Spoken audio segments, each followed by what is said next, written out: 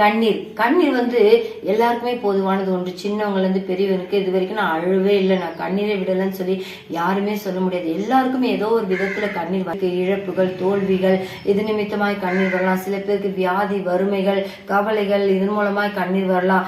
ஆனாலும் கண்ணீர் எல்லா விதத்திலும் வரும். சில பேருக்கு தனக்கு அன்பானவர்களை பிரிந்ததுனால கண்ணீர் வந்து கொண்டிருக்கலாம்.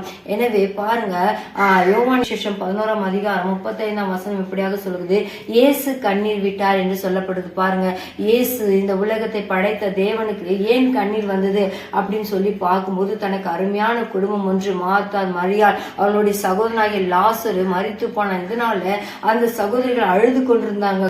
இந்த கண்ணீரை பார்த்து இயேசும் அந்த இடத்துல கண்ணீர் விட்டார். பாருங்க, நாம் அழுதா நம்மோடு கூட கண்ணீர் விடுகிற தேவன் நம்மோடு கூட இருக்கிறார். மாற்றும்படியாக ஒரு அற்புதத்தை செய்தார். பாருங்க, மரித்து 4 நாள் நாறி கொண்டிருந்த அந்த பிணத்துக்குள்ள ஒரு ஜீவனை கொடுத்து அந்த சகோதரருடைய கண்ணீரை துடைத்து அவர்களை உயிரோடு எழுப்பி தந்தார். அந்த ஆண்டவர் இன்றைக்கு நாம் கண்ணீர் விட்டு கொண்டிருக்கிற அந்த கவலையிலிருந்து விடுதலை தரவர் போதுமானவராக இருக்கு. அதற்கு யோவான் 11ஆம் அதிகாரம் 40ஆம் வசனம் எப்படியாக சொல்லுது, மார்த்தாளை விசுவாசித்தால் தேவனுடைய மகிமையை காண்பாய் என்று சொல்றார். பாருங்க, நாம் விசுவாசிக்கும் பொழுது கர்த்தர் கண்ணீர் எல்லாம் களிப்பாய் மாற்றுவார். இன்னைக்கு நீங்க யாராவது கண்ணீர் விட்டு கொண்டிருந்தா உங்க கண்ணீர் எல்லாம் ஆண்டவர் களிப்பாய் மாற்ற போகிறார். எனவே விசுவாசிங்க, அற்புதம் நடக்கும். கர்த்தர் தாமே உங்களை ஆசீர்வதிப்பாராக.